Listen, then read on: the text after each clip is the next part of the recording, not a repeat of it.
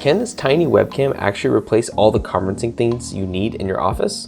Let's find out. This is a tiny $100 webcam made by a company called EMEET. This thing does 4K HDR, has an 8 megapixel camera in it, a Sony 1/4 inch sensor that's actually built in, 25mm focal length, a focus that'll kind of auto track your face using, machine learning, 10-bit color depth, which in my opinion is actually pretty important, and an adjustable field of view from 40 degrees up to 73 degrees. Oh, and a digital zoom of 4x. 2 noise canceling onboard mics, and this really neat privacy cover, which I'm actually a huge fan of because you can just kind of rotate it and it kind of closes in on itself. Really nice little feature there. I've been using it for work, actually for meetings, and we're gonna see what kind of things this can actually do. Is the microphone quality any good? Can people understand me? Does it have a lot of echo in the room, which is usually the problem because you're bouncing off the wall behind it? Is the image actually quality? You're not gonna replace a camera like this one you're using here, or a camera on your phone with a tiny webcam. It should be able to do something, right? You're paying $100 for a separate device. You should be able to do something at least a little better than, let's say, a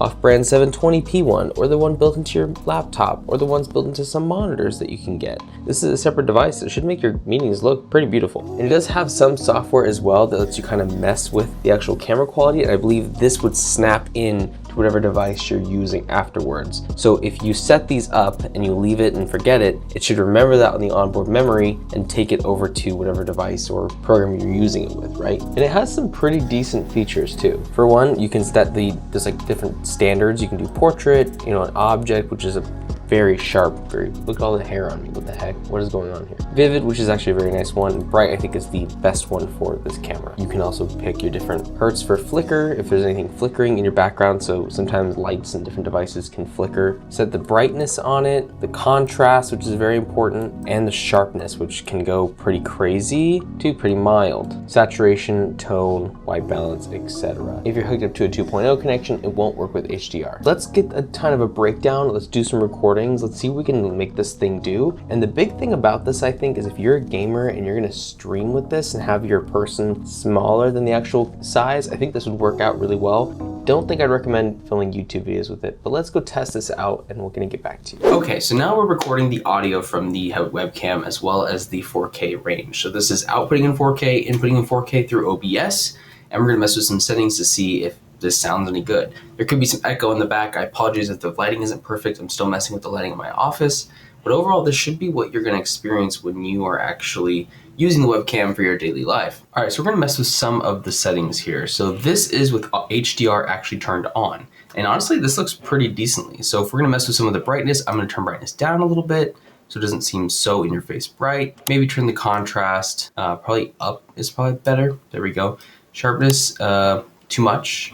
This is probably just about right. Here's the other kind of features you can actually have, which is really nice. So this is there's an autofocus setting on, so autofocus can detect, what's in frame once you focus on. You can turn this off, and you can actually turn your focus so it's really close up only. So if you're holding a certain object in your hand, and that's actually really decent quality.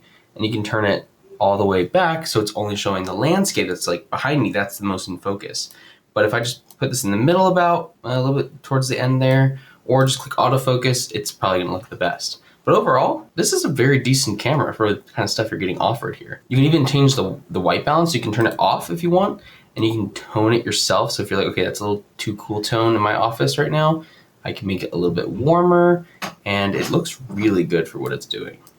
Oh, and here's the zoom feature. So if you need to zoom in, you can zoom out and zoom in, zoom out, zoom in, zoom out, zoom in. Zoom out, zoom in, zoom out, zoom in. But I'll zoom out for now. You can also change the area focus, so from wide to narrow to just your face, things like that. But so far, I think this webcam is actually pretty nice. I could see people recording some YouTube videos with that. Actually, in fact, maybe give me 1 second. Let me go get some lighting set up and let's see if this changes at all. Okay, so I just set up a light here in the corner, and the lighting definitely changed this entire mood of this camera. Lighting kind of changes everything when it comes to any videography. But this camera overall is really good for the price.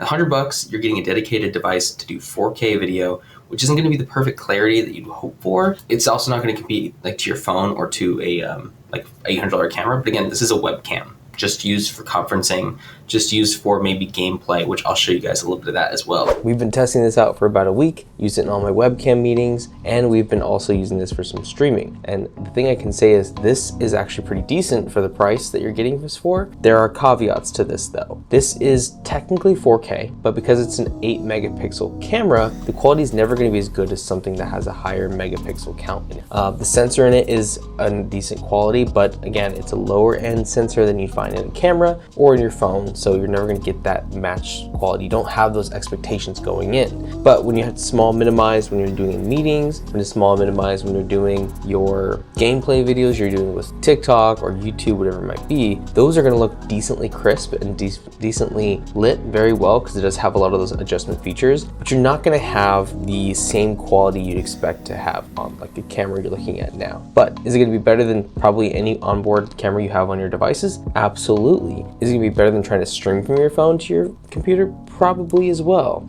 It's actually very decent for what it's trying to do here, but I don't think I'd use it for dedicated YouTube videos. The quality's not as good as it could be. Webcams have always been kind of iffy. $100 is also a very low price to kind of come in at. So for the price that they're offering here, I think that it's actually decently well made. I really like the style of it. I really like what it looks like for me in meetings compared to the other people that are using their built-in webcams. I look the best out of all of them, and I really like what it's trying to do for the noise quality. So considering all those factors built in, this is a decent webcam you can pick up. And I think I'd use it for work mostly, and also Discord for the boys, because Discord with the boys is kind of a thing now. You know what to do with the like and subscribe button, so have a good one.